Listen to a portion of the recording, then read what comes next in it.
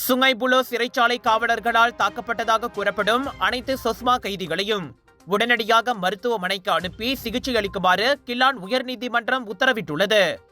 அதே சமயம் முறைப்படி விசாரணை நடைபெற ஏதுவாக போலீசில் புகார் செய்யுமாறும் அக்கைதிகளை நீதிபதி அறிவுறுத்தினார். பாதிக்கப்பட்ட 32 சொஸ்மா கைதிகளை இன்று தனியாக சந்தித்து உண்மை நிலவரங்களை கேட்டறிந்த பிறகு நீதிபதி நொர்லிசா ஒத்மான் அவ்வுத்தரவுகளை வழங்கினார். அதன்போது எப்படி தாங்கள் தாக்கப்பட்டோம், உடலில் எந்த பகுதியில் காயம் ஏற்பட்டது, யாரெல்லாம் தாக்கினார்கள் என்பன போன்ற விவரங்களை வாய்மொழியாக தனது கட்சிக்காரர்கள் வழங்கியதாக 15 சொஸ்மா கைதிகளின் வழக்கறிஞரான தி ஹர்பால் சிங் கூறினார். அந்த 32 பேரில் 25 கைதிகள் சிறை காவலர்களால் தாக்கப்பட்டிருப்பதாக நம்பப்படுவதாக அவர் கூறினார். இவ்வேளையில் போலீசில் புகார் செய்வதற்காக அக்கைதிகள் போலீஸ் நிலையங்களுக்கு கூட்டி செல்லப்படுவது சந்தேகமே என சக வழக்கறிஞரான ராஜேஷ் நாகராஜன் FMT-யிடம் கூறினார்.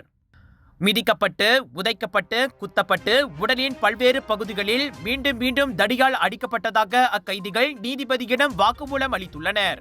உண்ணாவிரதம் இருந்த ஒரே காரணத்திற்காக அவர்கள் அப்படி அடித்து கொடுமைப்படுத்தக்கூடாது என FMT-யிடம் ராஜேஷ் கூறினார்.